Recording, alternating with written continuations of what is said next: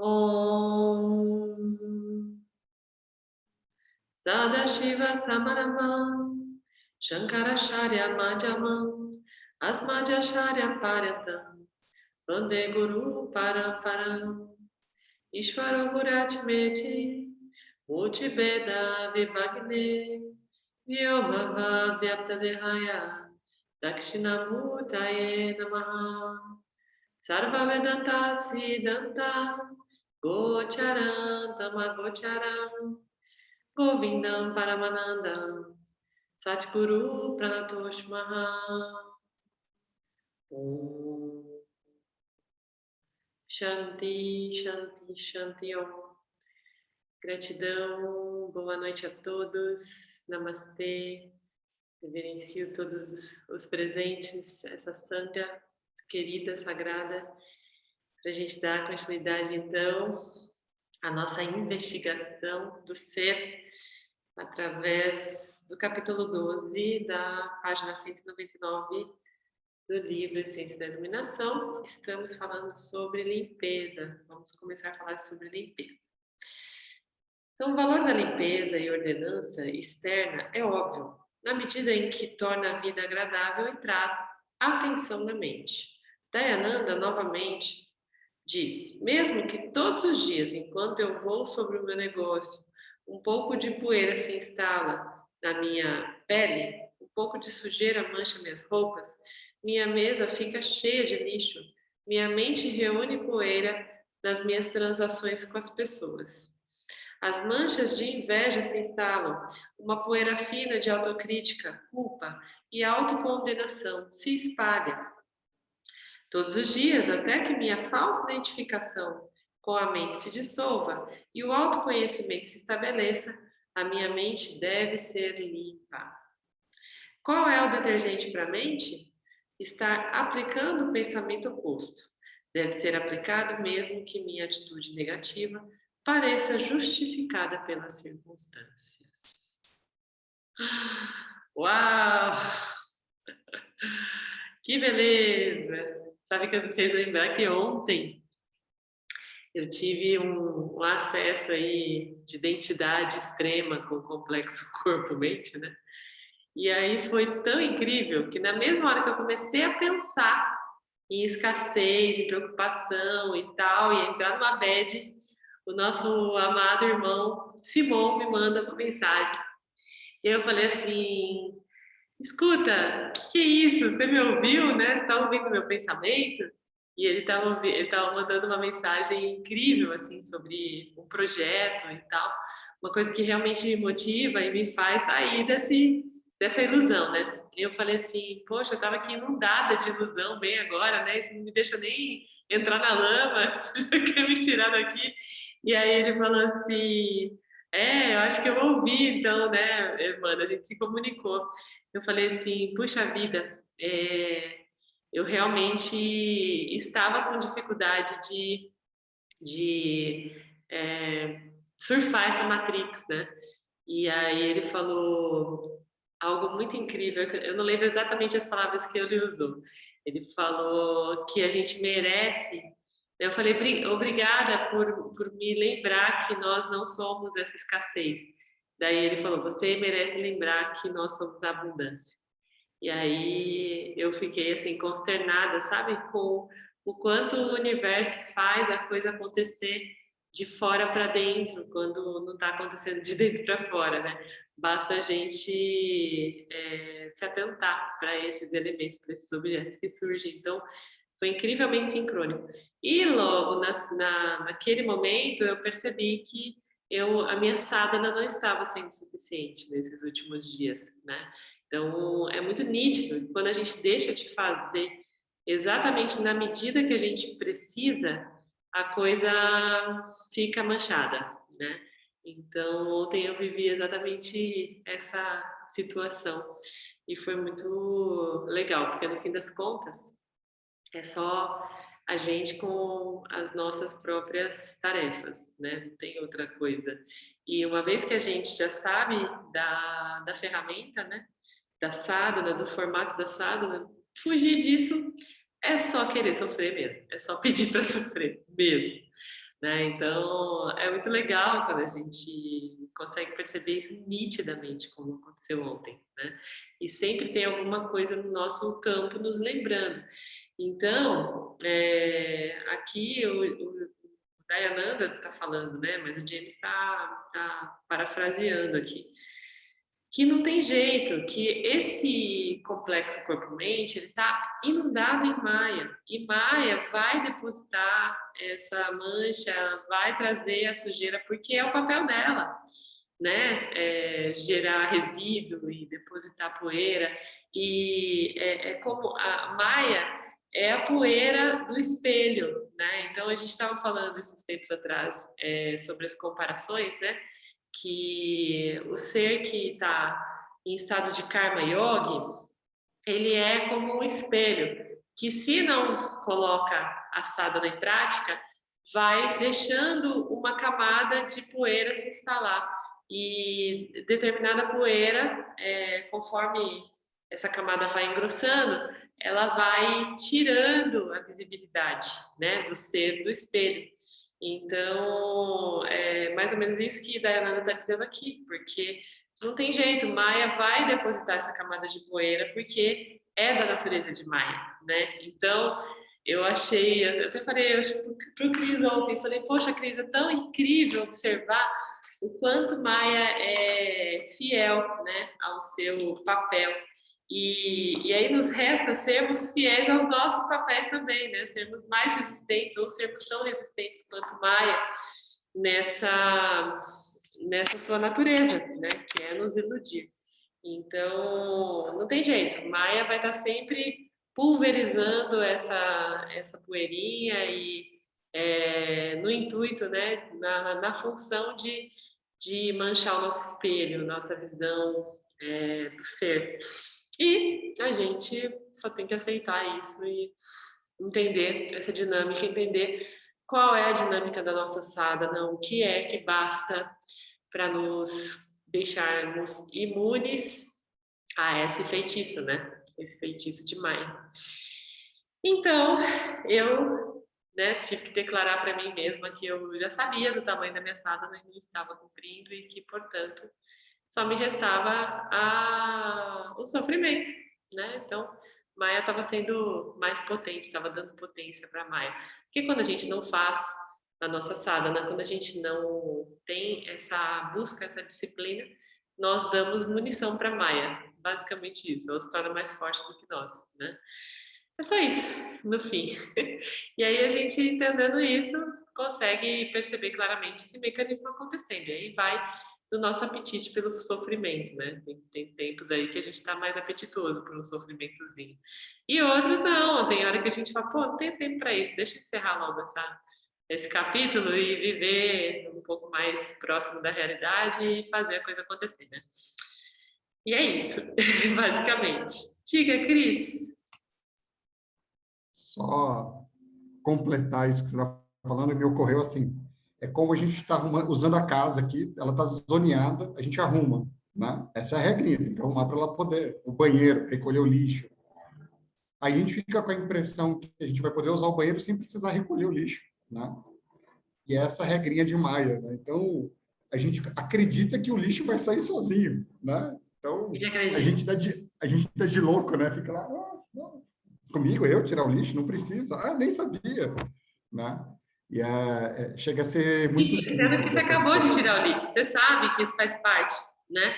É a mesma coisa, exatamente, muito boa essa analogia. A sadhana é assim, você acabou de fazer a sadhana, você acabou de tirar o lixo, aí você acha que você vai conseguir desfrutar daquele ambiente limpo, mental, por mais tempo do que esse intervalo entre a próxima sadhana. Você realmente acha. Só que daí não, né? E aí pode ser que depois de muito tempo, de muita sadhana, aconteça mesmo uma coisa, um espaçamento maior, um tempo maior de resistência à Maia. Mas para que a gente vai testar esse tempo de existência? Não é mais fácil garantir, né?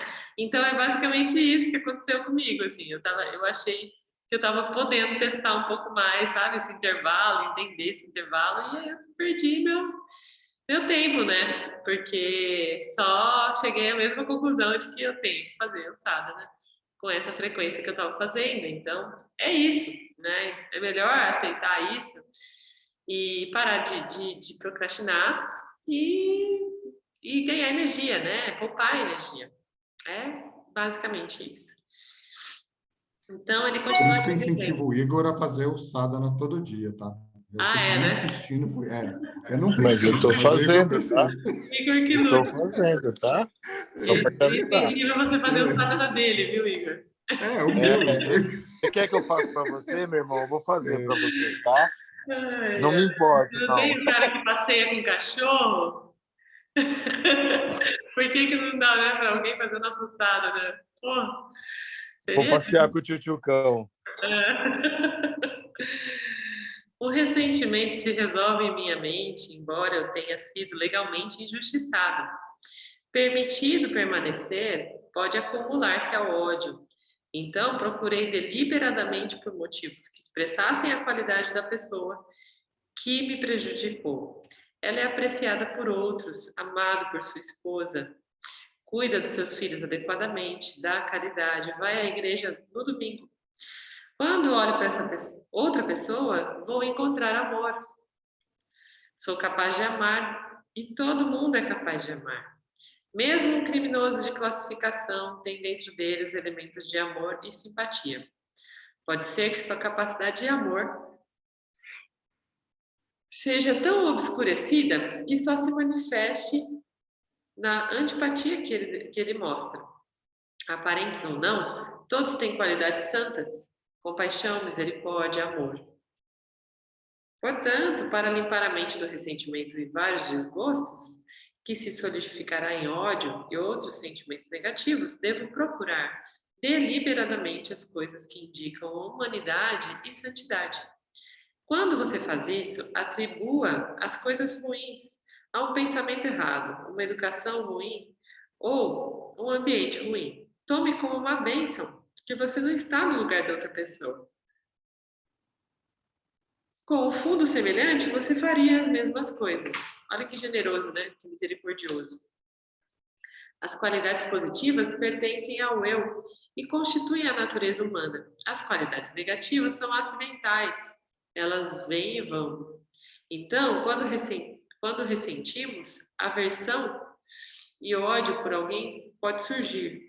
Veja a pessoa que está por trás dessa ação adármica de um ponto de vista oposto e você descobrirá alguma simpatia ou compreensão. Sua atitude deve ser atenciosa. Dessa forma, qualquer ressentimento, qualquer ódio é limpo diariamente. Olha que bonito isso. Que exercício, né? Eu tenho visto a sanga do Kriya Yoga, né? Que é uma linha também que inclui Jnana Yoga, conhecimento, que a gente está seguindo, que tem sido se mostrado para a gente uma sadhana suficiente assim para manter nosso estado satívico, né? E lá tem um dos mestres, né, Yogananda, que fala sobre essa misericórdia. Inclusive, ele reverencia muito a Mãe Divina, que elas nos ensinam, né, a misericórdia. E teve um dia que eu estava numa sessão de ayahuasca e me veio que misericórdia era você ser cordial à miséria do outro, né? Então, esse era o sentido da misericórdia. E a gente tem dificuldade, né, de ser cordial às misérias, às mazelas, porque essas mazelas conversam com as nossas mazelas e nos deixam em estado ególatra. E aí a gente tende a, a revidar, né, a reforçar esse padrão e apontar e julgar. Então, quando a gente consegue encontrar uma outra pista, um caminho alternativo para fazer essa análise, de fato a gente encontra motivos reais para contemplar aquele ser, para acolher, né? E só que o verdadeiro acolhimento é aquele que acontece de nós para nós, em primeiro lugar. Porque se não existe esse acolhimento, esse autoacolhimento, a gente não tem o que dar verdadeiramente. A gente, no máximo, faz uma convenção, né, social. E é só de fora para fora. Então, é superficial e não tem sustentabilidade. Então, quando a gente faz o sadhana, quando a gente limpa esse lixo interno, a gente está fazendo esse exercício de acolhimento dos nossos próprios resíduos, né? Das nossas próprias mazelas. E aí, uma vez que a gente se fortalece nesse movimento, então a gente se torna pronto para legitimamente acolher o outro, né? Então, é uma coisa que acontece naturalmente.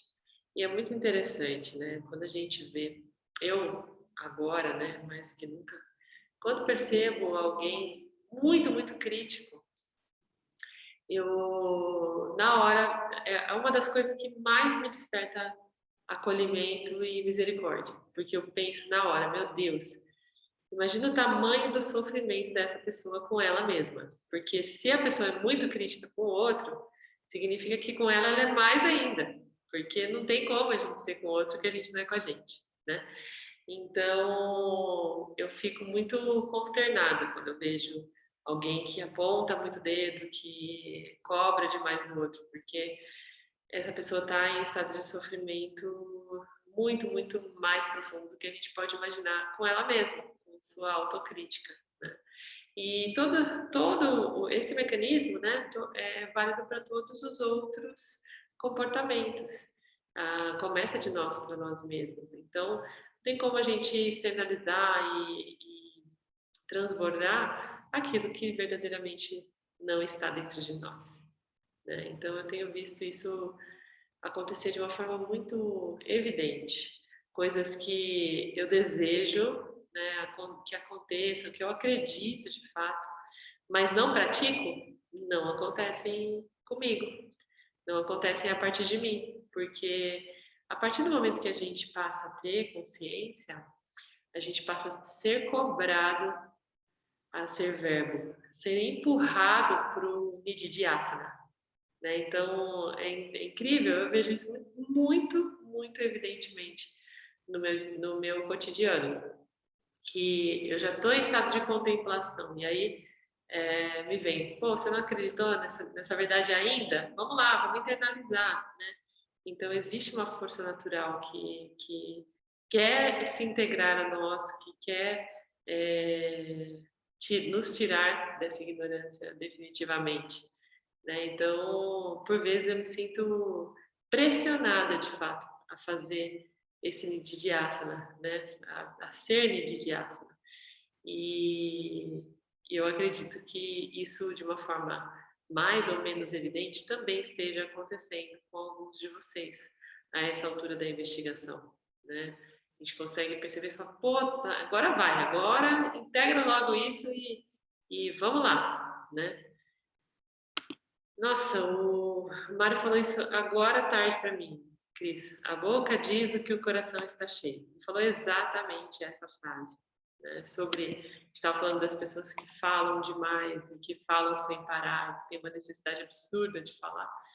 E aí ele falou exatamente essa frase: a boca diz o que o coração está cheio.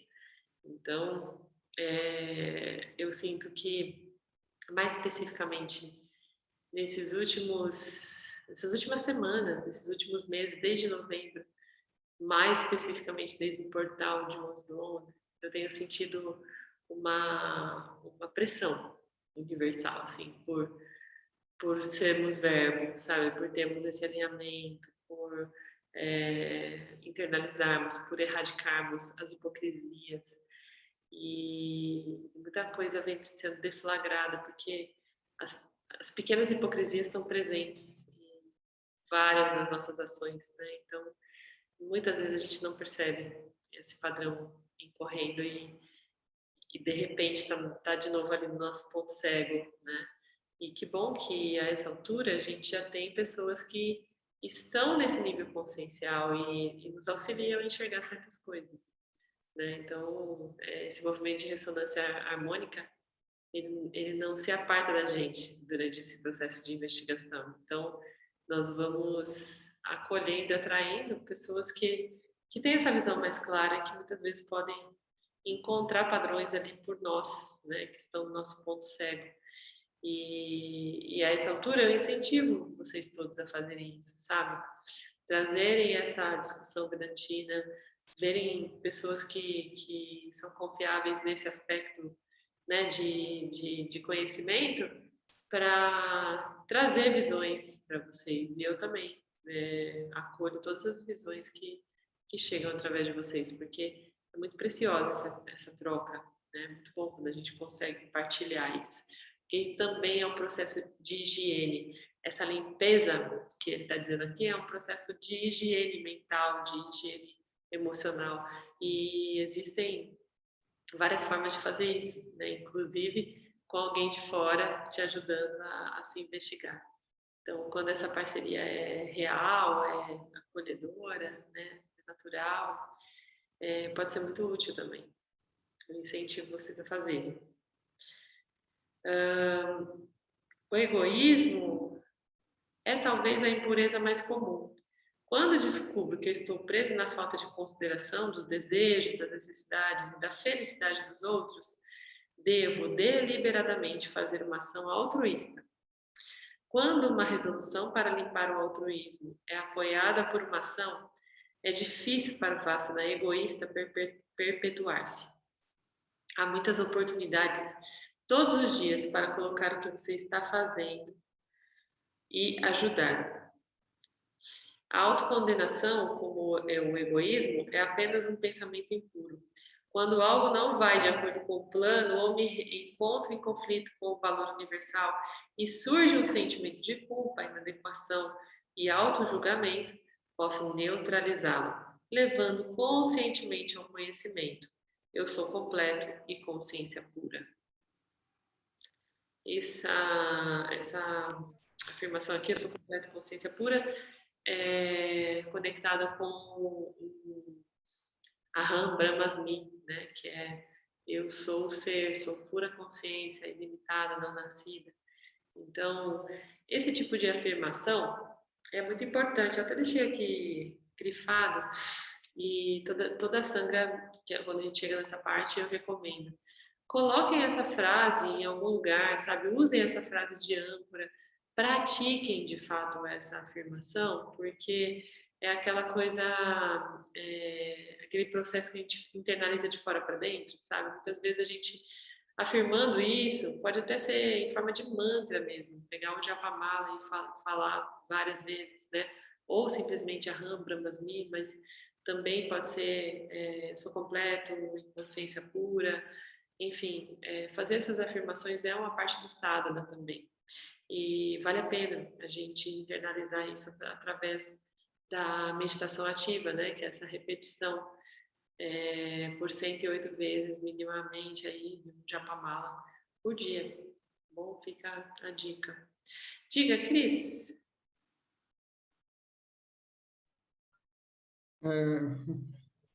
Achei curioso, mas fiquei com dúvida, né? Ele está dizendo aqui, o egoísmo é talvez a impureza mais comum. E ele sugere a gente fazer uma ação altruísta, quase um antídoto, da forma como ele está escrevendo, né?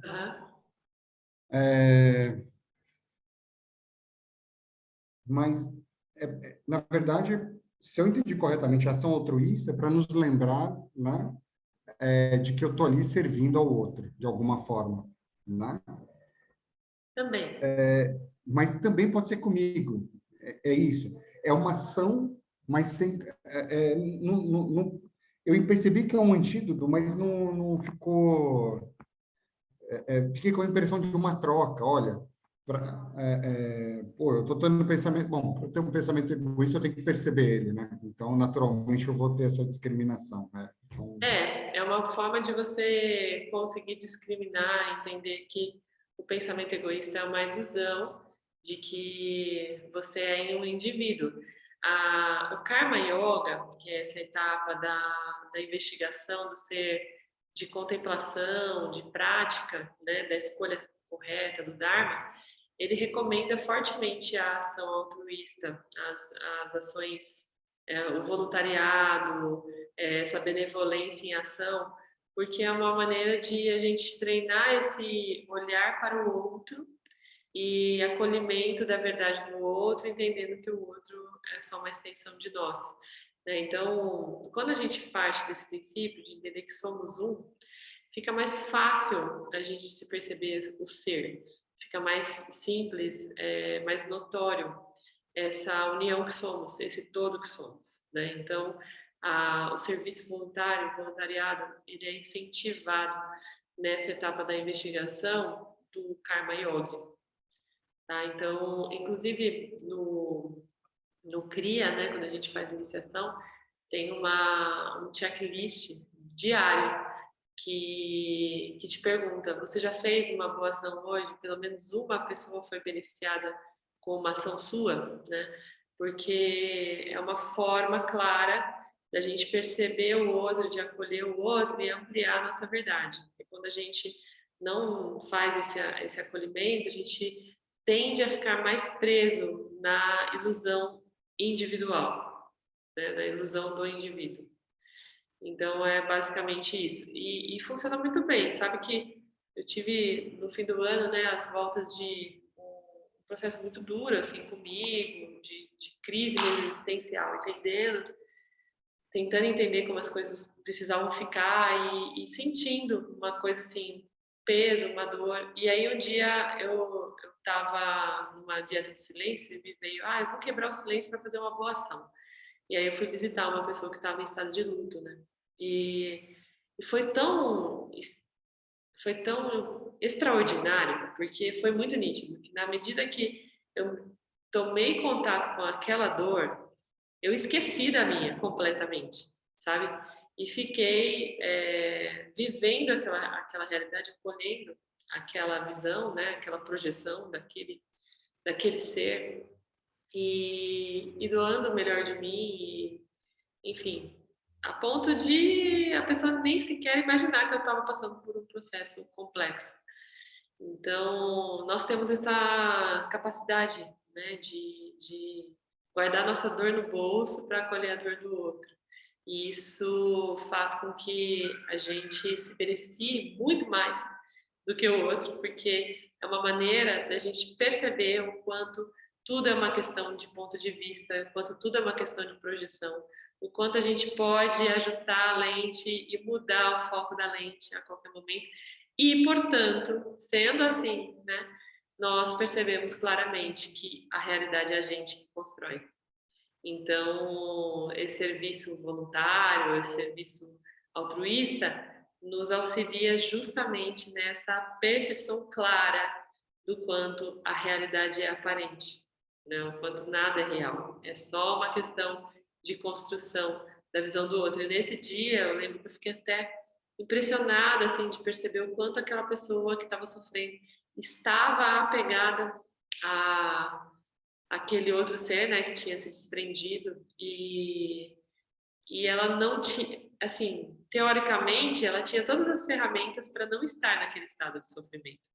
E eu fiquei impressionada, falei, meu Deus, mas todos esses anos que ela passou ao lado dessa pessoa que era tão esclarecida, que inclusive me ajudava muito nas minhas investigações, ela nunca cogitou essa possibilidade, né? Então, era um caso muito, muito para mim, impressionante, porque a pessoa que tinha feito a passagem já tinha mais de 80 anos, já tinha uma doença, então já estava assim, não existia, obviamente, uma sentença, mas era algo natural, sabe? E aí a viúva ficou num estado assim de desespero, sabe, de incompreensão profunda. E aí eu mergulhei naquele estado, tentando trazer uma coisa para ela e esqueci que eu estava com problema. Olha só que loucura. Então, a sadhana do altruísmo, do voluntariado, é altamente recomendada para os karma yogis, as karma yoginis, nesse processo de investigação, porque é só sobre isso, essa convicção, né? Esse pragmatismo acerca dessas construções de realidade aparente. É muito nítido quando a gente se doa para o outro. Ok? Aqui está uma declaração que deve ser dita em voz alta todos os dias, que ajudará a erradicar os pensamentos negativos sobre si mesmo. O complexo corpo-mente, o fazedor que eu penso ser eu, não pode ser condenado, porque todas as suas partes são inertes. Eles fazem seus trabalhos automaticamente ou a pedido da mente. É inocente, são inocentes, né? A mente também é inocente. É apenas um agregado em constante mudança de pensamentos em movimento, programado por vasanas que nascem inconscientemente, de ações e atitudes inconscientes. É apenas um instrumento insensível. Não posso condená-lo. Não posso condenar um pensamento impuro, porque pertence à ignorância, não a mim. E mais uma coisinha para a gente exercitar todo dia. Dá para a gente gravar, né? Gravar a gente mesmo. Dá para colocar de despertador. Todos os dias coloca o despertador lá e a gravação de plano de fundo. É uma, né? É uma tecnologia que a gente pode usar ao nosso favor, para não ter que ficar repetindo, a gente se ouve falando. A culpa e o arrependimento são purificadores que alertam a mente para futuras transgressões do Dharma. Olha que interessante. Se eu acho que eu sou o realizador, o arrependimento surgirá. Se um pensamento particular é responsável, eu estou fora do ato. Sem o distúrbio emocional, posso abordar a ignorância que produziu o pensamento. Então, uma vez que a gente traz o arrependimento, a gente envolve o distúrbio emocional, que vai tornar mais, vai camuflar, né, o pensamento direto, o conhecimento direto, e pode atrapalhar no processo de dissolução da ignorância. Então, uma vez que eu consigo, de fato, entender que é só um complexo corpo-mente em pleno funcionamento, administrado por Maya, né, eu consigo, de fato, me abster do arrependimento. Eu posso trazer para mim a responsabilidade, não mais a culpa, né, a responsabilidade de transformar, de transmutar, de transcender esse padrão, mas sem culpa, sem peso, sem arrependimento, sem dor, porque se eu fico alimentando esse processo, eu estou dando força para algo que não existe, é só um elemento desse ilusionismo, né? Desse show de ilusionismo. Aí tem um mantra, olha, aqui está um mantra que deve ser cantado todos os dias. O desejo faz isso. Desejo é faltante. Eu não sou faltante. O desejo causa ação. Eu não faço ação. Saudações para você, desejo. A raiva faz isso. Eu não faço isso. Minhas prostrações para você, raiva.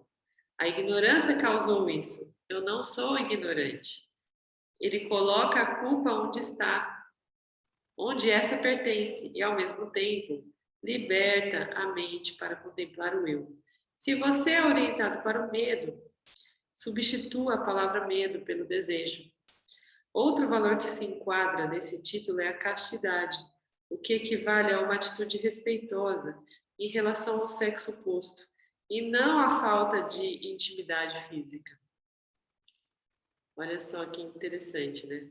Castidade tem a ver com o pensamento puro, né? A respeito do outro, a respeito do sexo oposto, a respeito do erotismo, e não necessariamente a falta, né, da intimidade. Só uma questão de limpeza do pensamento, limpeza da mente a esse respeito.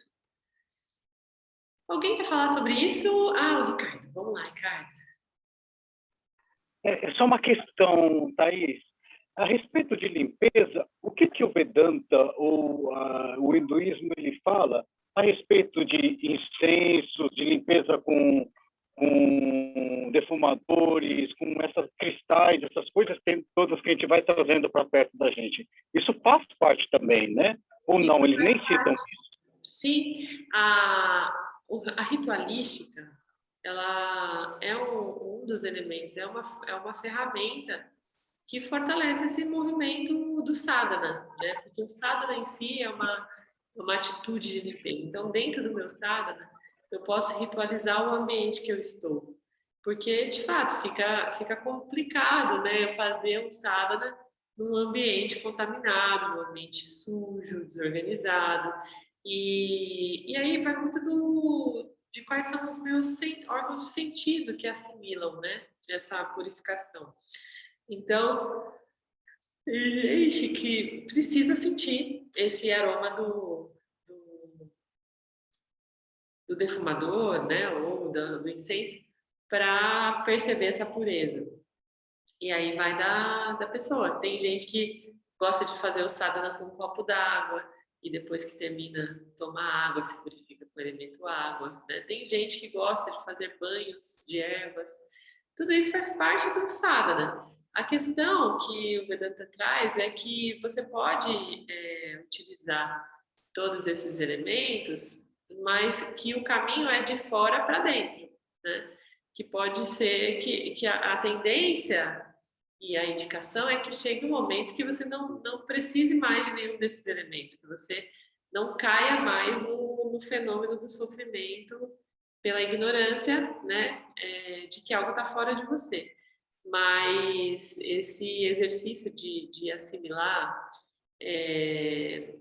que inclusive eles chamam de fake it until you make it. Então, finja até que seja real, né? Então, de fora para dentro, até que seja real dentro de você. Tudo isso é incentivado, é um movimento incentivado. O próprio altruísmo, ele seria já um processo de limpeza. Exatamente. Eu, em determinada época, Shirley e eu, né? A gente passou, nesses 6 anos aqui, pelo menos 3, 4 anos, fazendo muitos trabalhos altruístas. E é incrível, né? Porque a gente chama de altruísta a impressão que dá que a gente está fazendo pelo outro, né? Só que ele é inverso. Quando a gente produz esse altruísmo e junta com essa egrégora que está trabalhando nisso, porque isso não significa que toda pessoa que está praticando o altruísmo já tenha alcançado algum nível que ela esteja bem consigo mesma. Não. Às vezes a pessoa está um caco, mas ela sabe que ajudar traz o bem para ela. O autoconhecimento nesse processo é fantástico, porque junto desse grupo, com essa mesma intenção, com essa tônica, você encontra assim, coisas que nossa mente acha absurdas. Por exemplo, um conselho fora de lugar, porque a pessoa pensa que está ajudando, mas vou dar conselho para todo mundo, né? E você fica observando isso, e nesse observar você vai aprendendo o que eu vou trazer para mim, sabe? Esse altruísmo, você vai trazendo tudo para você, essa sabedoria que ela, na verdade, se encontra inata, adormecida, né? Ela está adormecida. E nesse movimento do altruísmo vai acontecendo essa limpeza. Em muitos trabalhos de altruísmo, a gente pensa que está ajudando e os facilitadores, eles falavam, né? Porque, na verdade, a gente sempre está pagando para poder ajudar, né? Eles falavam assim, vocês estão pagando porque é um curso de vida para vocês, é uma vida em curso mesmo. O que vocês estão pensando, o que vocês estão provendo para as pessoas, né? O processo ele é inverso. Na verdade, não existe uma troca. Se dá sem a intenção, né? E se recebe esse conhecimento através da gratidão das pessoas que estão emanando essa vibração, né? Indiferente seja por você ou por qualquer outra pessoa. Quando a pessoa recebe esse tipo de energia, ela emana um sentimento de gratidão dentro dela, o que responde é o cosmos, o universo, a mãe natureza em si. Acho que o planeta, né, em si. Com certeza. Com certeza. A gente fala muito isso aqui, né, na ARCA mesmo, que as pessoas falam, poxa, Thaís, você está disponível e fazendo um exercício de deixar sua família para estar aqui com a gente, de gratidão e tal. E a gente sempre fala, vocês não têm ideia do que a gente recebe em troca, é uma coisa, a gente é que agradece por todo esse amor que a gente recebe, né? Então, essa troca, essa energia de troca é muito equilibrada e posso dizer que é muito generosa. A gente recebe muito mais do que a gente dá, né? E muitas vezes é sobre isso, não é necessariamente um afeto ou um agradecimento, mas um depoimento, uma mudança de atitude, sabe? Uma virada de chave, tudo isso é a troca. E a gente só tem que estar atento. E muitas vezes essa troca é algo que transforma dentro de nós a partir dessa observação do outro, né? Então, eu falo até que eu gosto às vezes mais dos depoimentos no final do ritual do que do ritual em si, porque é um lugar que eu vejo muita riqueza e que eu faço vários downloads, né? Então, cada um tem seu elemento de troca e é sempre muito abundante dentro desse processo de serviço, né? Estar a serviço do outro é o processo, né, verdadeiro. E é a única coisa que há, porque nós não somos indivíduos individualizados, nós não estamos individualizados, né? Diga, Rodrigo. Acabou de passar um carro de som aqui agora. Não, então, tem no parágrafo, penúltimo parágrafo no final, fala assim: se você é orientado para o medo, substitua a palavra medo pelo desejo. Mas É só o para ficar um contrário, pouco né? mais claro, você poderia falar um pouco mais sobre isso? Na verdade aqui fica um pouco estranho, que é o contrário. Substitua a palavra desejo pela palavra medo. Porque aqui, geralmente, o desejo ele está polarizado com o medo. Então, quando a gente tem medo, a gente nem deseja, porque a gente bloqueia o desejo através do medo, sabe? Então, aqui ele fala, ó, o desejo faz isso, desejo é faltante, eu não sou faltante, o desejo causa ação, eu não faço ação. Então, geralmente, se eu tenho medo, se eu estou no estado de medo, eu não estou em estado de desejo. Então, eu devo substituir, dizendo, o medo faz isso, medo é faltante, eu não sou faltante. O medo causa ação, eu não faço ação, tá? Então, é essa a dica dele, substituir a palavra, porque é assim, falando sobre as três energias, né? Quando nós estamos em estado de tamas, nós estamos em estado de medo. Nós estamos apáticos à vida, nós estamos desencorajados. E quando nós estamos em estado de rajas, fora, né, do equilíbrio, com rajas desequilibrado, nós estamos em estado de desejo. Então, esses dois estados são os que estão mais presentes na nossa vida enquanto investigadores, né, enquanto karma yogis. A nossa meta é nos tornarmos satívicos predominantemente. Mas, nesse caso aqui, ele dá essas duas opções, tanto para o estado rajásico, que é o do desejo, quanto tamásico, que é do medo. Tá? Então, essa dica, você identificar quais dos gunas está mais acentuado na sua manifestação e trazer esse antídoto aqui, tá bom? Através dessas afirmações. Clareou? Beleza. Então, a gente vai falar sobre o item 8, ciúme e inveja. Uma das impurezas mais comuns e não razoáveis é o ciúme, uma forma perniciosa de dualidade. Existe porque o mundo é vasto, cheio de milhões de entidades que oferecem inúmeras oportunidades reais ou imaginadas, por julgamentos comparativos autodegradantes. O ciúme e a inveja são raiva transformada, que geralmente leva à depressão. Eles são produzidos por uma sensação de falta, trazida em comparação com alguém que penso ser superior de alguma forma para mim. Não é real por essa razão. Nunca estou com ciúmes de toda a pessoa, apenas um aspecto.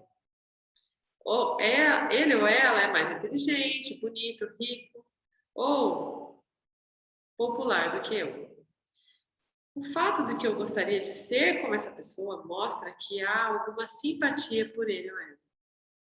As qualidades que invocam ciúmes não podem não podem ser separadas da pessoa, porque a pessoa completa, que é realmente o eu, nunca pode ser completamente um objeto de inveja. Não há um lugar real para que meus maus sentimentos se liguem. Finalmente, também é claro que existem certas coisas naquela pessoa que eu não quero. Além disso, se eu sou honesto, acho que eu também não sou perfeito e sou possuidor de certas qualidades. O ciúme é realmente uma reação injustificada à aparente natureza da realidade. É completamente sem mérito nesse processo de investigação, né? Em outras palavras, o ciúme é uma projeção que mascara uma apreciação insuficiente da minha própria natureza e a abundância de boas qualidades que dela brotam. Uma pessoa autorrealizada nunca está com ciúmes, porque ele ou ela está atenta à sua plenitude. Olha que incrível. Embora a afirmação da Bíblia de que Deus é um Deus ciumento significa que, quando você conhece Deus, não pode amar mais nada. Deus não é uma pessoa sujeita a nenhuma forma de limitação. É o Criador e possuidor de tudo. E como uma pessoa iluminada, sabe que é a própria plenitude. Portanto, ciúmes e outras emoções positivas e negativas não se aplicam a Deus. Qualquer sentimento negativo que se opõe à paz pode ser neutralizado aplicando um pensamento oposto. No começo pode parecer mentiroso pensar assim. Afinal, eu realmente não sinto isso. Mas uma prática diária deliberada irá limpar a mente e prepará-la para o autoconhecimento. Então, é aquela história de sempre, lá de fora para dentro, né? Então, finja até que seja real.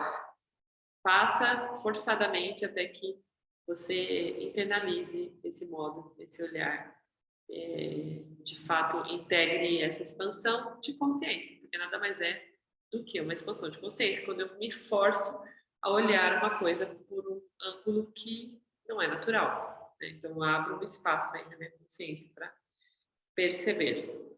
Alguém quer falar sobre isso? Tem algum ciumento aí que já está percebendo que acabou a chance de ser ciumento?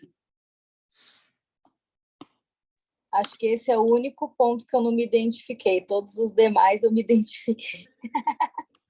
Você não é ciumenta, Gabi? Não, e eu já até achei que isso fosse um problema, sabia? Tratado na terapia, porque eu achava que eu tinha problema por não ter ciúmes de nada. É muito louco isso, né? É, muito louco. Eu estava contando até pro Cris, para a Paty, esses dias que a gente estava no retiro, né? A Alicia, minha filha mais velha, estava muito entretida lá com as pessoas, com a vovó, né? Minha mãe tinha ido e tal. E aí um dia eu entrei na casinha que a gente estava hospedada, fiz um bico assim, falei: ai, Alicia, você nem liga mais para a mamãe, você não me deu nem um beijo hoje. Aí ela olhou assim para mim e falou: eita, vamos melhorar essa autoestima, hein, mãe? E aí eu comecei a rir, eu falei: poxa, mas eu só estava querendo um beijinho. Ela falou: você é completa. Isso que dá, né? Ficar ouvindo Vedanta perto de criança de 10 anos. Ela já entendeu e ela me lembrou. Olha que bobagem, que loucura. Não dá nem para ter carência mais, Vedantina. Não combina mais. E eles entendem, né? Eles aprendem muito mais rápido do que a gente. Eu falei: tá bom, então eu já entendi que eu sou ser, né? Sou completo, não preciso de um abraço seu. Aí ela falou: não. Eu falei: mas e se mesmo assim eu quiser? Daí ela falou: tá bom, vai, eu te dou. Mas não por isso, hein? É demais, né? E é sobre isso. Então, essas faltas, essas carências, essas lacunas é que abrem espaço para essa comparação, né? Para essa requisição de algo que está dentro, né? Não tem quem nos supra. Muito interessante, tá? Porque é muito mais fácil a gente perceber isso na relação direta com esposa, né, amigos, parentes, que a gente tem um sentimento muito intenso. Sim. E quando a gente não está atento, percebendo que essa intensidade, ele diz algo sobre nós, né? e sobre esse sentimento de, puxa, eu projeto no outro aquela coisa que está faltando em mim. Então, isso sempre foi muito intuitivo, Sim. perceber isso no entorno pessoal. E eu passei por uma situação no trabalho, lá na empresa, alguns anos atrás, onde um funcionário, ele entrou com um processo trabalhista contra mim. E ele era um amigo pessoal, né? E foi a primeira vez que eu me dei conta que de fato isso existia, porque para mim era uma coisa que não fazia sentido, né? Como alguém podia ter ciúme, inveja de que eu sou, né? Que posição é essa? O cara que é o último a receber, está tomando pancada do cliente, pô, né? Enfim. E aí, no fim das contas, quando ele se desligou lá da empresa, nós tínhamos um amigo em comum e ele falou para ele comunicou para ele, vou colocar o Cris lá na justiça. Daí ele falou, mas o Cris? Mas o Cris está te sacaneando? E ele respondeu, você já imaginou o Cris sacanear alguém? Mas não interessa, né? Isso meu amigo depois contando, que o processo... E eu passei depois muito tempo, enfim, só para não... até entender que o processo dele era um projeto, ele estava projetando em mim que ele queria ser o que eu representava para ele. E não o Cris real, né? Aqui o texto fala sobre isso, né? Sobre a pessoa não quer o todo, ela quer um tanto, e ele transforma aquilo como se fosse a parte principal da vida dele. Ele precisa atingir aquilo como se aquilo fosse completar um vazio. Meu, quem sou eu na fila do pão, né? Ele enfim, virou minha vida do avesso lá, enfim, né? É muita loucura, né? É muito, e é um amigo que conviveu comigo 20 anos, né? Até dentro da minha casa. Mas aquilo foi tão desafiador eu entender essa lógica, né? E acho que foi uma das coisas mais difíceis para eu poder aprender, de que alguém podia realmente, não na intenção de prejudicar, porque hoje na época eu imaginei que sim, mas a conta não fechava, né? Mas o desejo dele por algo era tão grande que ele estava projetando algo que ele entendia que estava faltando nele, que ele identificava isso em mim e não interessava o preço que pagasse. Não importava o bom senso. E aí, voltando, né, para as relações pessoais, de uma forma bem ampla, ainda mais hoje, nos dias que a gente vê as pessoas na relação homem-mulher, o cara querendo dominar muito a mulher, essa luta, né, para não haver essa submissão, tratando o sagrado masculino, né, traz isso muito forte, né, como é importante a gente estar atento, que é o que o texto provoca, esse convite, para que a gente esteja atento aos pequenos ciúmes, a inveja olhando no outro, né? Porque posso não ter uma situação como essa, mas será que eu consigo olhar para o outro e me alegrando com a alegria dele? Me parece talvez um dos sentimentos mais difíceis. Eu me alegrar no coração de ver o outro realizando da maneira dele, sem ele fez, mas, cara, ele fez da melhor forma dele. E eu tenho isso forte no meu coração, né? Eu sou muito intenso em me alegrar com o outro, né? Muito. Mas é interessante porque eu tenho observado que tem pequenas coisas que eu fico ainda, puxa, mas eu não fiz aquilo. E aí eu trago hoje a percepção de que, Cris, você está se sentindo incompleto por quê? Então, é muito legal, que fico grato, porque eu tenho conseguido identificar isso e olhar para mim como um convite, e tem sido bem bacana. Era isso, queria só partilhar. Muito bom.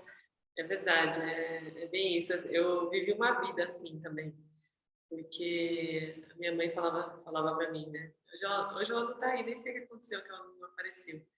Mas a minha vida inteira minha mãe falava, filha, toma cuidado, porque não sei se você está percebendo, mas você está sendo alvo de inveja. Eu falava, mãe, inveja? Você está ficando maluca, né? Quem é que vai invejar a minha pessoa com todas as minhas lutas, com tudo que eu faço? Pelo amor de Deus, não é possível que alguém tenha inveja dela. Falava, você não sabe da realidade de cada um, né? Cada um vai criar sobre você um significado. E hoje isso é super vidantina, né? Então minha mãe é vidantina desde sempre. Porque é exatamente isso, as pessoas projetam em nós significados que elas insistem em criar a nosso respeito, que não necessariamente reflete alguma coisa sobre nós, sobre a nossa própria realidade, né? Nossa projeção da nossa própria realidade, que também é aparente, que também não é real. Olha que loucura, né? Mas a gente vive isso, essas distorções, esses enganos de comparações de realidade, né? Que geram essa questão do ciúme e da inveja. E que, se está aqui escrito, é porque é algo que é realmente relevante dentro da nossa estrutura do complexo corpo-mente. Caso contrário, não teria citado nesse livro, né? Não seria considerado como um aspecto a se olhar. E é o que é, a gente só precisa aceitar. Então, por vezes, eu me vi muito revoltada também com isso. Fala, como que pode alguém sentir inveja de outra pessoa e querer ser outra pessoa, ou sentir esse ciúme, essa coisa, né, que muitas vezes é doentia e tal. Mas pode e acontece com a gente em alguma proporção, caso contrário, não estaria aqui descrito, né? Então, esse auto-olhar é importante e esse ajuste dessa distorção é bem importante para que a gente viva a plenitude que somos, né? Então, qualquer coisa vinculada a ciúmes e inveja tem a ver com escassez, tem a ver com uma distorção dessa completude que habita em nós, basicamente. Constância e perseverança. Item 9. É necessário um esforço consistente para alcançar um objetivo declarado para o autoconhecimento, porque o conhecimento próprio não é conhecimento parcial, como disciplinas mundanas. É absoluto, a essência de todo conhecimento. Certas ações decorrem do meu compromisso com o meu objetivo, e eu deveria realizá-las constantemente. A maioria de nós está totalmente resolvida no início de qualquer esforço, mas rapidamente perdemos o interesse quando somos confrontados com a enormidade da tarefa e aproveitamos algum pretexto para excluir os dharmas necessários. A firmeza, às vezes chamada de devoção, implica uma apreciação aguda do poder de rajas e tamas para distrair e causar preguiça. Entregar-se a eles é gerar uma sensação de culpa, que eventualmente paralisará a mente e levará ao fracasso. Eu vejo isso claramente acontecendo na minha rotina do sadhana. Eu posso falar para vocês que ou eu estou vendo muitas coisas que eu tenho que fazer, ou eu estou com muito sono, ou muito cansaço, ou alguma coisa assim, né? Então, para mim, Thaís, é muito nítido, rajas e tamas. E isso é flutuante, depende do meu dia, depende, né, da rotina que eu estou vivendo. Mas eu vejo claramente isso. E assim, meu desafio é a disciplina, é manter essa constância, essa perseverança de um caminho que eu já elegi, que eu já constatei, que é o caminho que me traz sattva, né, que me deixa equilibrado. Mas é nítido, é uma briga eterna, uma briga entre aspas, né? Só é uma briga se a gente permite que seja. Mas é uma atuação eterna desses bundas tentando nos distrair. Então, a essa altura já temos essa capacidade de distinguir se é rajas ou se é tamas. Quanto tempo eles permanecem aqui no nosso campo tentando nos afastar, né? Nos arrastar da nossa busca de autoconhecimento. E é só um mecanismo que está para isso, né? Não adianta a gente entrar em embate ou querer discutir o sexo dos anjos, né? É uma investigação que não é frutífera essa, a investigação do mecanismo em si. A única investigação frutífera é aquela a respeito do nosso ser, né? E isso só dá para fazer com sadhana, não é com outra ferramenta. Então, basta a gente deflagrar isso, não se identificar e criar o nosso meio de permanecer essa constante, né? Perseverante. Item 10, dominação da mente. Valorizar uma mente controlada é entender o modo como a mente pensa e ajustá-la à maneira como eu pensaria se fosse uma pessoa vivendo na aparente realidade. Isso significa que, embora a mente seja caprichosa, não preciso cumprir suas fantasias e ceder aos seus caprichos. Isso significa que eu sou o chefe, não a mente. Existem 4 maneiras básicas de pensar, 3 das quais são necessárias para entender, dominar, se eu quiser preparar minha mente para o autoconhecimento. Então, a primeira delas é impulsivo. Pensamentos são examinados, nascidos dos instintos. Não examinados, né? Nascidos dos instintos dominam a mente. Eu faço o que sinto sem pensar nisso. Segundo, é mecânico. Pensamentos produzidos por vásculas vinculativas. Terceiro, deliberado. Pensamentos sujeitos à discriminação, que são aceitos ou rejeitados com referência à minha estrutura de valor. E o quarto é o espontâneo. Sem avaliação, o meu pensamento está de acordo com os valores universais e minhas ações são sempre apropriadas e oportunas. Esse tipo de pensamento só se aplica àqueles para quem o autoconhecimento destruiu vacinas vinculativas e negou a participação. Então, esse ser aqui, espontâneo, é aquele que já está na etapa nididhyasana, já está sendo espontaneamente o verbo, já está espontaneamente expressando essa verdade. Ok? No capítulo 3, o controle da mente, o controle dos sentidos e a unicidade foram listados como qualificações para pesquisa. Nesse capítulo, os apresentamos como valores. Aqui, o controle da mente é disciplina sobre o pensamento de alguém no nível em que os pensamentos surgem. O controle sensorial indica a descrição ao nível dos sentidos. E a sensação única é a capacidade consistente de manter os ensinamentos em face de padrões de pensamentos inúteis, aplicando o pensamento oposto, por exemplo. Os 2 primeiros tornam a mente capaz de um só ponto. Alguém quer falar alguma coisa sobre controle da mente?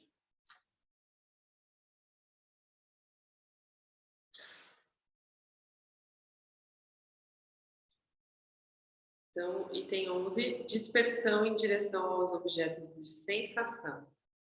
Olha que legal isso daqui. Um valor extremamente importante que equivale à maturidade existencial. A desapaixonação foi definida no capítulo 1 como uma apreciação clara de 2 fatos difíceis de assimilar. 1. A alegria que busco não é encontrada nos objetos. 2. A vida é um jogo de soma zero.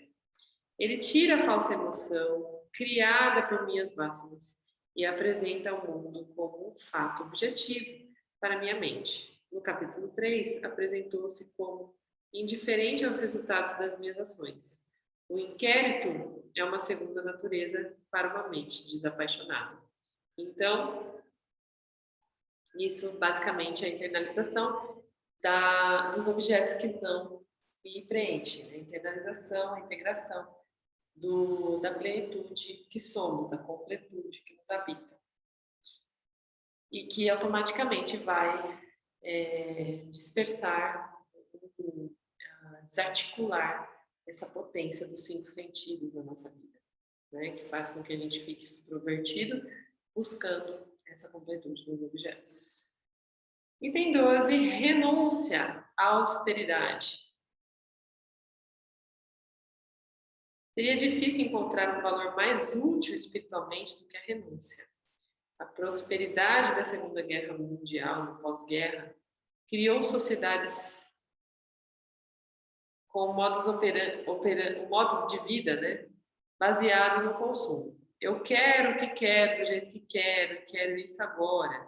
Essa atitude, inspirada no vazio espiritual de grandes populações, produziu uma intensidade e um volume de pensamentos perturbadores, sem precedentes na história humana. A solução, cultivar um valor para a renúncia.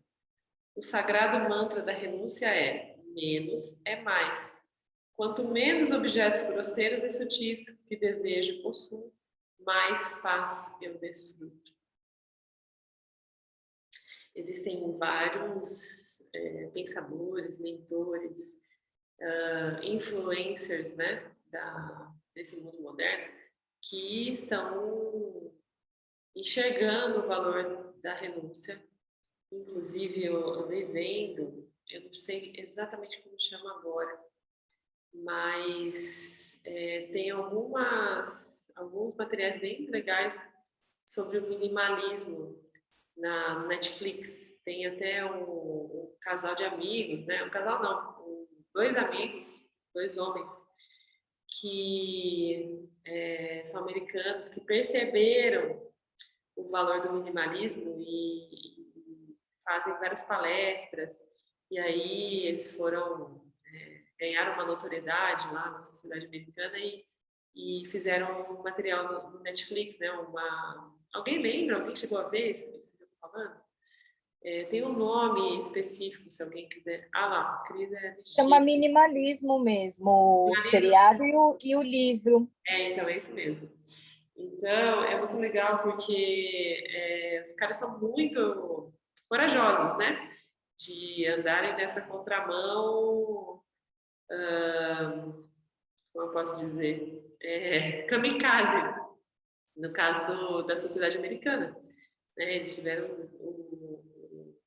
a coragem de trazer o valor da renúncia para essa sociedade que criou um padrão extremamente distorcido de vida, né? Então, o sonho americano nada mais é do que esse conjunto de desejos realizados, né? Então, esse sonho que eles vendem é o sonho do empreendedor que provou seu valor através do consumo, através da realização do sonho material. E isso é um nível de distorção absurda para essa investigação do ser. Então, quem nunca assistiu, minimalismo mesmo que chama, né?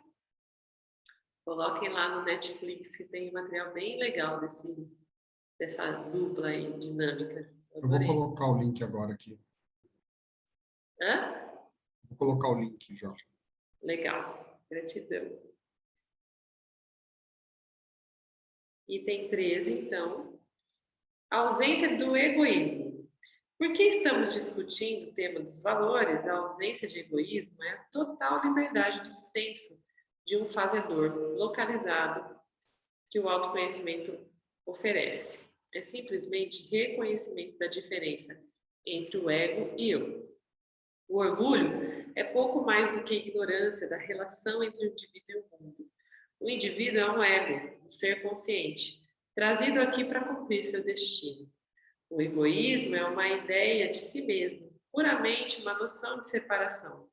Nasce da ignorância e é o capital com a qual o eu-ego começa a viver a vida e que espalha literalmente por toda parte. Isso equivale um pouco mais do que a reivindicação sem fundamento de prosperidade de vários objetos, talentos e habilidades que pertencem a Ishvara e não ao indivíduo aparente. Para uma compreensão desse valor, consulte a análise do orgulho acima, porque o orgulho e o egoísmo são mais ou menos sinônimos.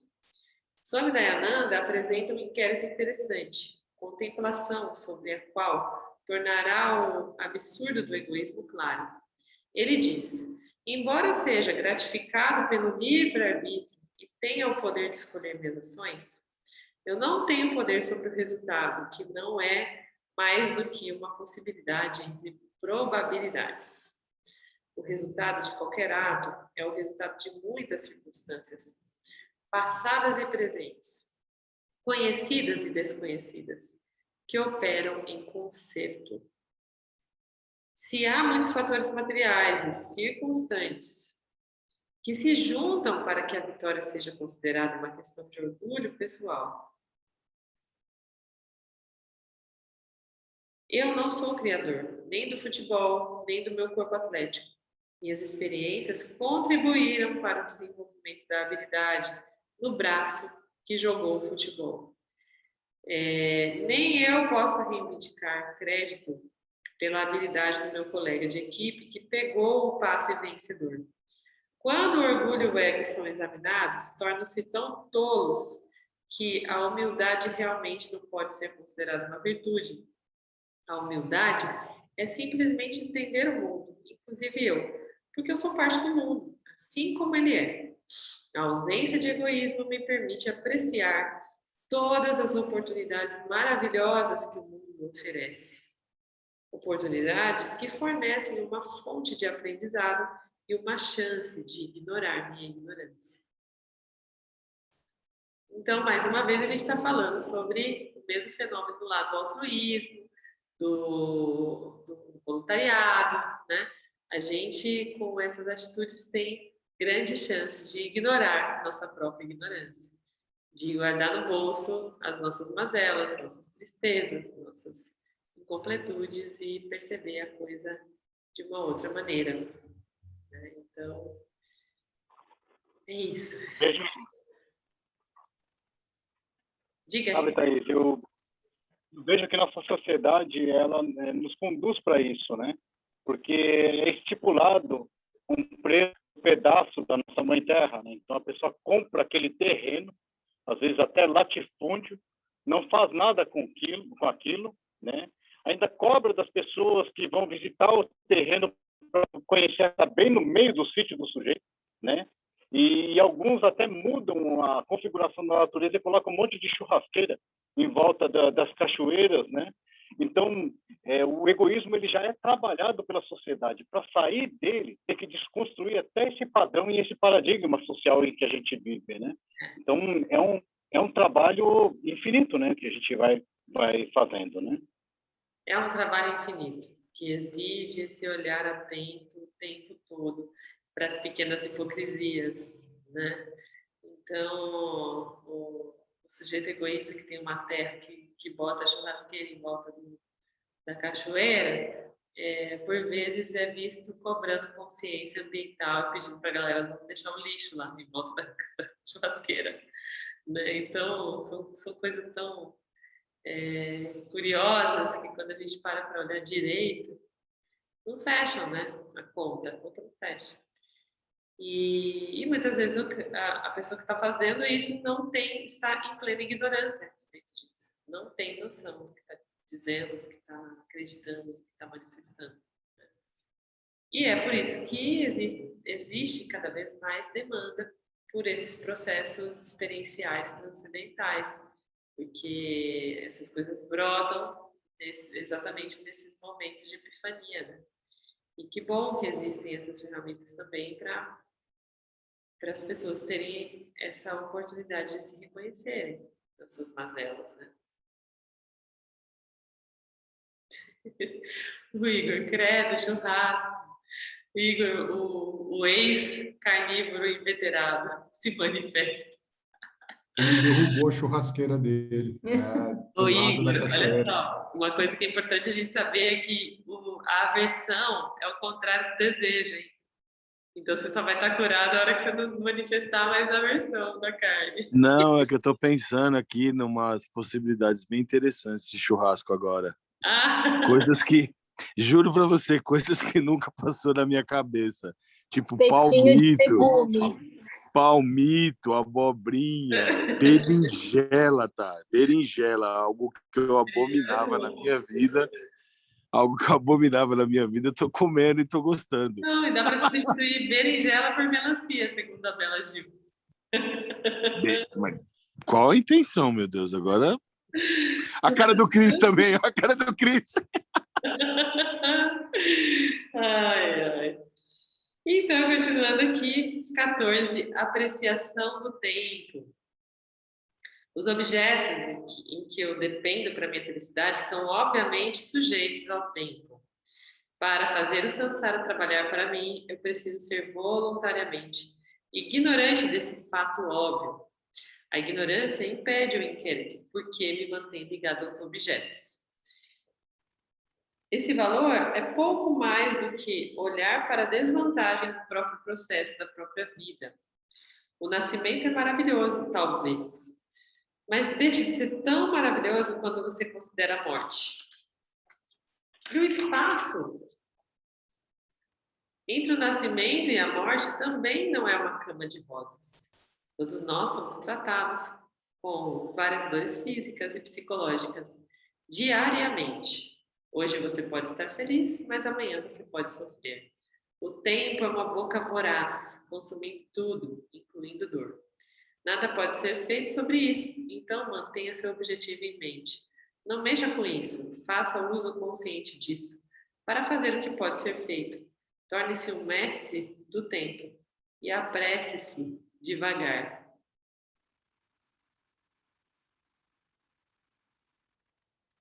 A gente tem falado muito isso, né, ultimamente aqui, sobre esse senso do eterno presente. Não tem o que fazer, não tem o que mudar a respeito do tempo. Ele tem sua cadência própria. A gente não precisa se preocupar com ele, a gente só precisa estar presente. Porque é só nesse estado de presença que a gente consegue receber os presentes do presente, né? Integrar, perceber as sincronicidades, confirmar, contemplar aquilo que a gente está aprendendo, que a gente tem buscado de conhecimento. Nessa fração de segundos, nessas microcenas que a gente confirma, né? E para a gente perceber as microcenas, nós temos que estar atentos, e para estarmos atentos, temos que estar presentes. E quantas vezes a gente está ausente, né? Como é fácil estar ausente, basta um desejo, basta uma distração e pronto. A gente já é catapultado do estado da presença, né? Então, não adianta discutir com o tempo, é tempo perdido. É só saber fluir com ele, no estado de presença. Bom, item 15 é ausência de propriedade. Acho que dá para a gente ler, temos mais uns minutinhos. Esse valor é semelhante à ausência de orgulho e à ausência de ego. Aqui está outra análise inteligente de Dayananda. Alguns anos atrás, uma jovem amiga me contou que ela havia conhecido um novo lugar em Mumbai, que ela me convidou para ver. Quando chegamos em sua casa, encontrei-me olhando uma estrutura de 7 andares. Como essa jovem tem uma posição relativamente modesta, fiquei surpreso. Você comprou isso? Eu disse. Não, ela riu. Eu tenho um apartamento no 3º andar. Então fomos para o 3º andar. Ele me conduziu dizendo: esse é o meu, esse é o apartamento que eu tenho. Essa foi a primeira vez que eu ouvi falar de tal acordo, então eu ainda estava perplexo. Você é dono da terra? Eu perguntei. Não, ele disse. Explicou que uma sociedade de gestão cooperativa possuía a terra. Tudo que ele possuía era um apartamento bastante pequeno, 2 quartos e uma cozinha. Então eu perguntei: você é o dono do chão? Não, meu andar é o teto do andar de baixo. Você possui o teto? Não, o teto é o chão da família do andar de cima. E as paredes? Bem, as paredes internas são compartilhadas com outros apartamentos e a parte exterior, é claro, pertence a todo o edifício, como parte do seu suporte estrutural. Então, o que você possui? Bem, Swami, eu sou o espaço. O corpo é meu? Minha mãe pode reivindicá-lo na medida em que é feito de sua carne. O pai pode reivindicá-lo na medida em que não pode surgir sem sua semente. Não pode sobreviver sem pais para cuidar disso.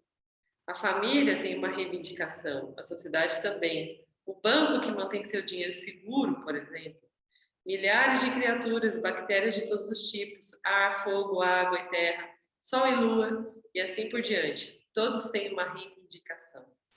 Na melhor das hipóteses, eu sou um administrador, um zelador ou um turista que ocupa uma residência temporária, à medida que o karma para essa encarnação se desenrola. Sem a ideia de propriedade, meu relacionamento com objetos se torna puramente factual. E, na ausência de apego, minha mente se instala e é capaz da constatação.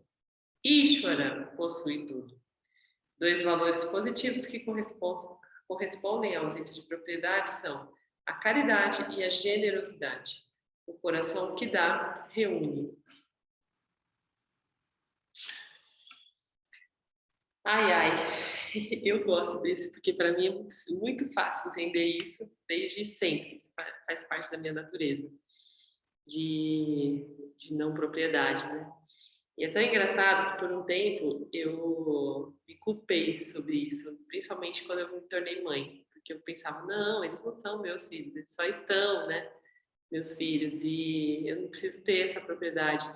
E aí eu via outras mães manifestando de uma forma tão diferente que eu falava, meu, será que eu estou muito errada? E aí quando eu vejo o Dayananda falando, eu falo, ufa, que bom, né? Que para mim isso é uma facilidade, assim como outras coisas são grandes dificuldades. E esse é o segredo, né? A investigação, o autoconhecimento provê condição da gente entender onde é que o bicho pega, né? Onde é que a gente descansa e onde a gente tem que ralar para conseguir alcançar internalizar esse valor, né? Então, alguém quer falar alguma coisa sobre isso? Eu tô achando essa parte muito autoexplicativa, né? Acho que não fica tanto espaço para dúvidas conceituais, mas ainda assim, se alguém quiser fazer algum complemento, esse é o momento. Diga, Gabi. Eu queria só fazer um adendo a essa dica que você deu do filme, que também tem o livro, né, do minimalismo, porque quando eu assisti, foi muito assim, por acaso, tô aqui, apareceu, vamos ver o que é isso.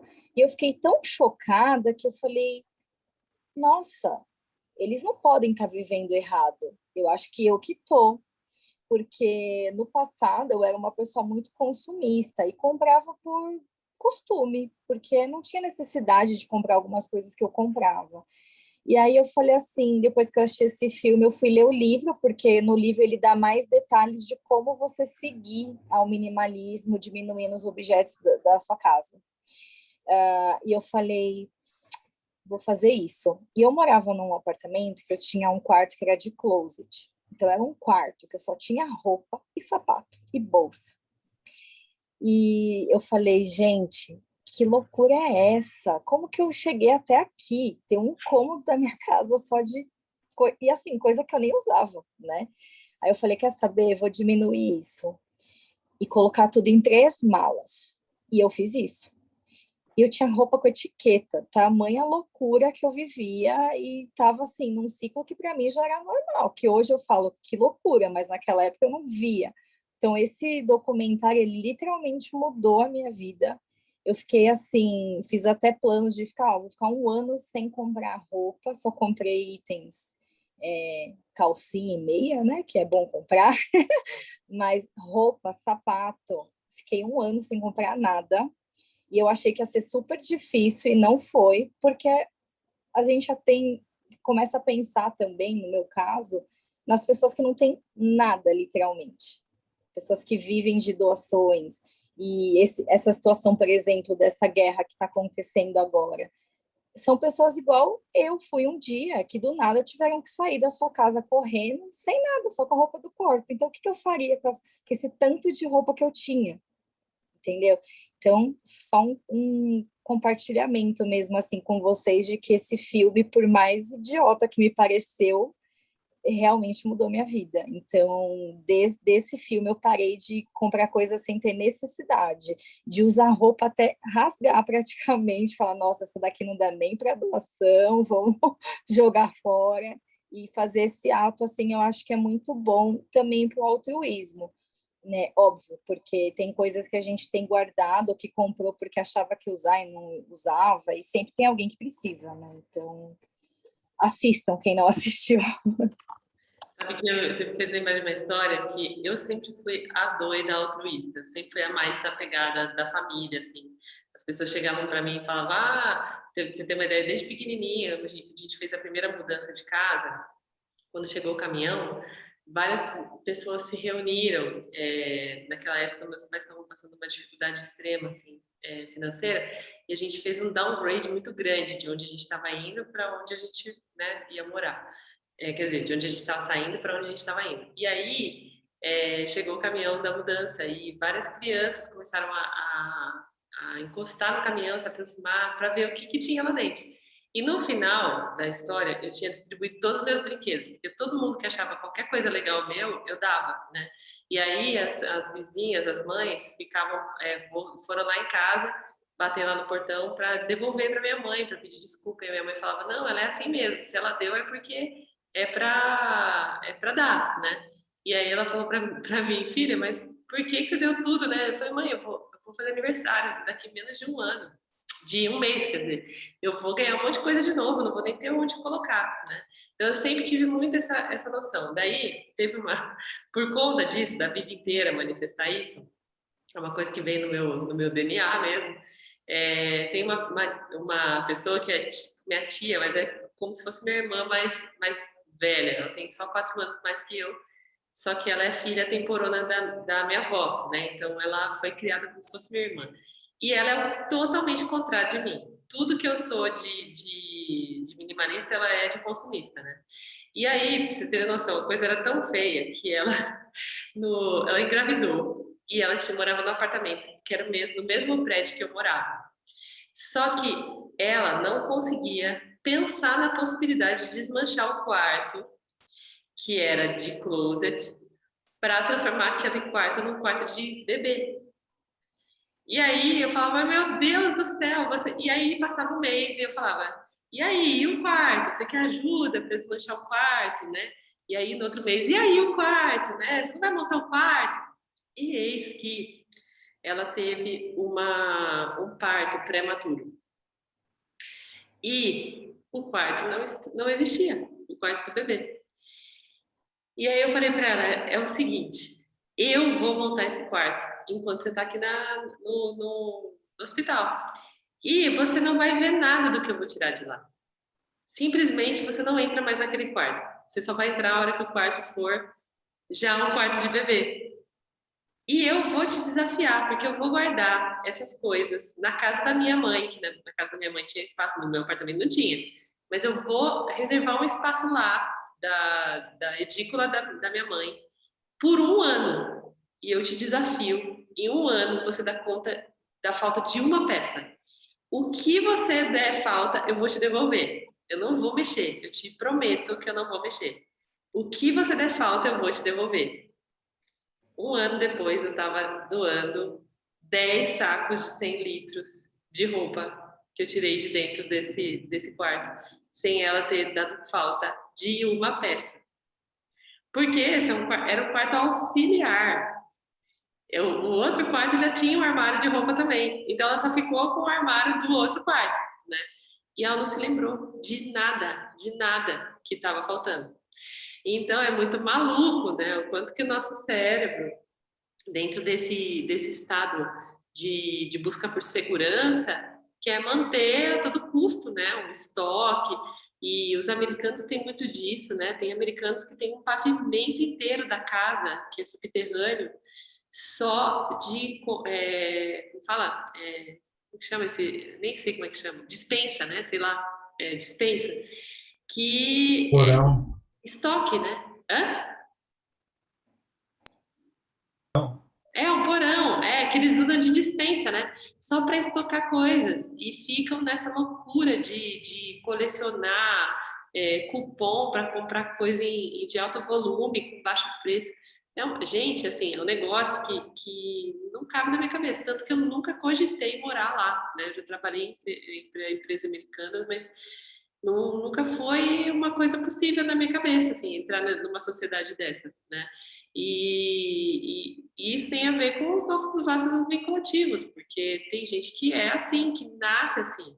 E eu vejo claramente, como criança, como isso se manifesta, né? Porque a gente tem 6 crianças aqui que a gente observa.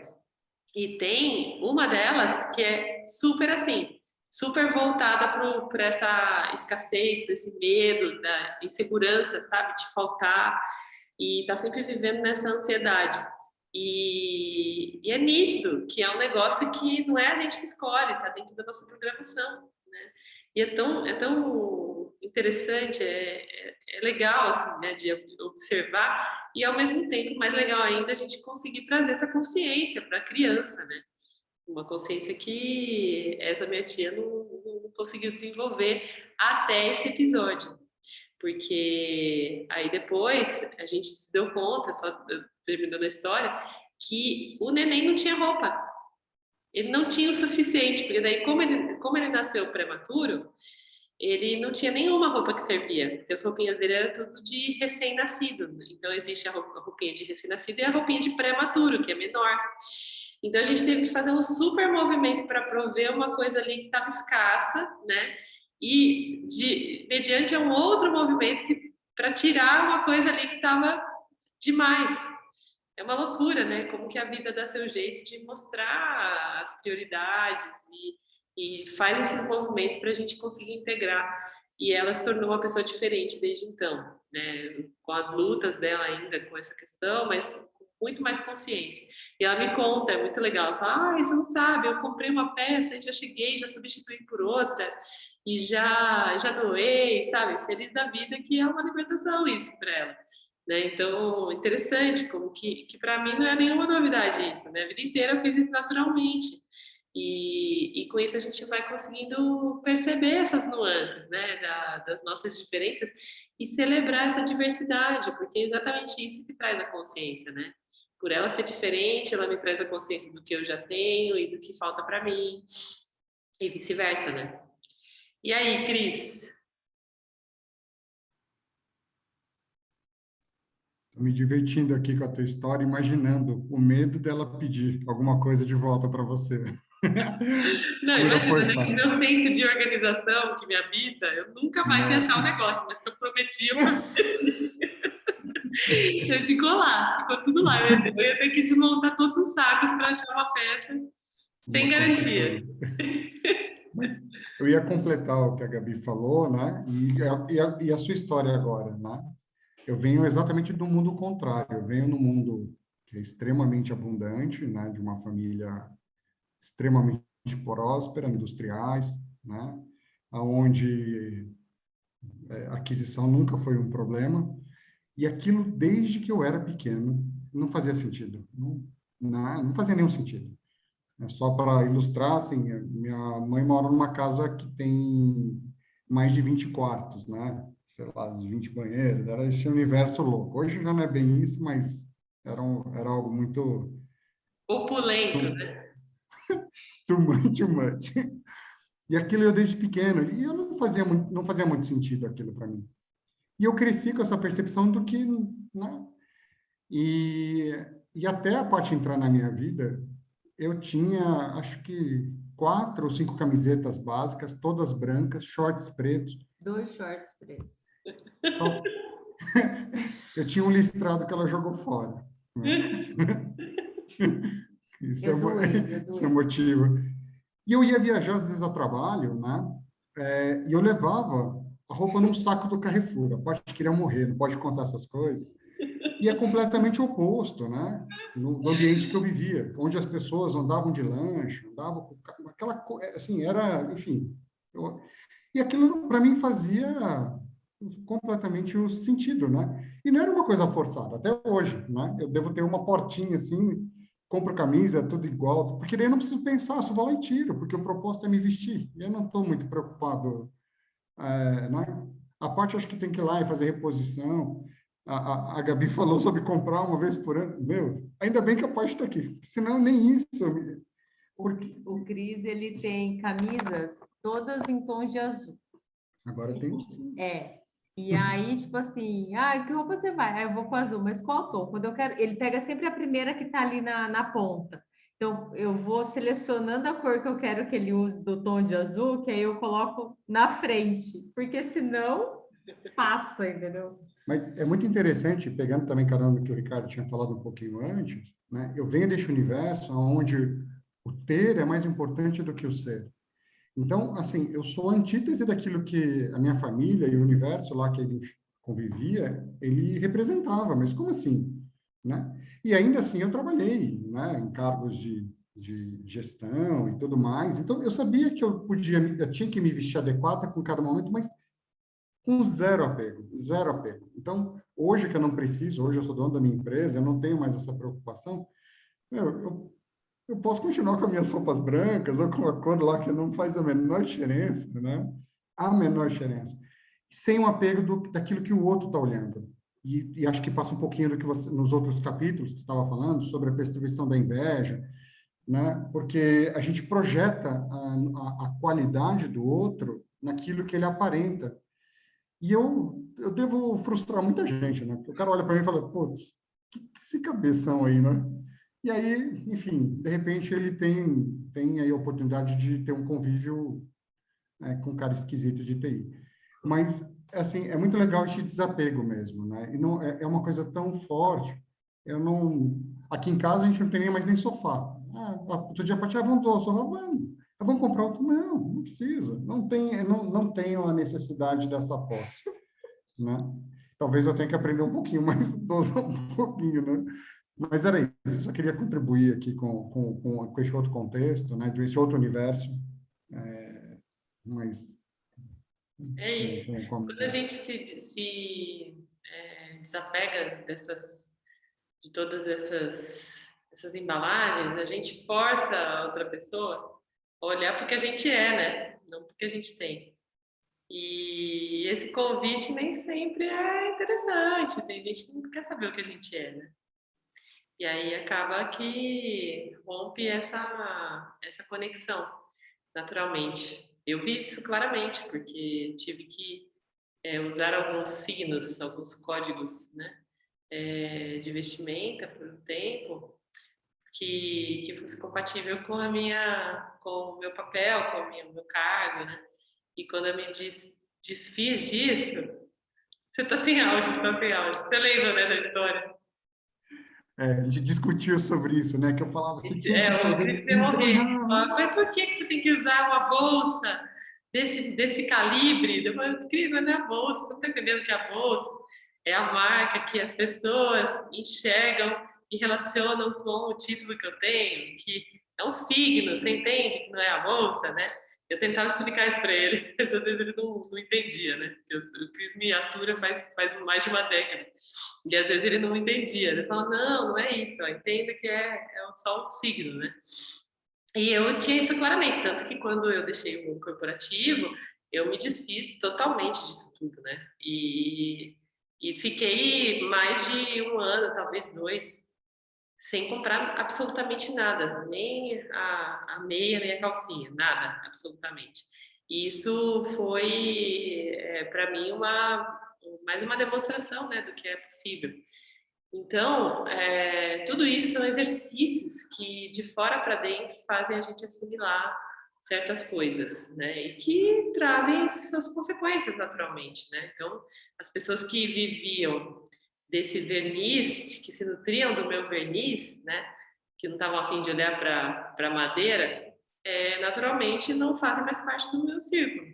E outras que olham só para a madeira agora fazem parte do meu círculo. Então, tá tudo certo sempre, né? Existe uma cadência e a gente vai se aproximando e criando força do nosso entorno de acordo com o que a gente está buscando, de acordo com o tamanho da nossa busca, né? Da orientação da nossa busca. Então, tá tudo certo sempre. A última busca antes da libertação é a virtude, né? E essa é a danada que deixa a gente com o pé em cada canoa, né? Tipo, ai meu Deus, mas e aí, eu vou perder o quê com isso, né? E aí é a que antecede a busca pela libertação, que é a quarta busca verdadeira, né? E é um processo fazer essa libertação, né? De tudo isso e conseguir integrar essas virtudes aqui que a gente está vendo, esses valores que a gente está vendo nesse capítulo. É um ato corajoso, mas se chegamos até aqui é porque estamos prontos. Diga, Ricardo.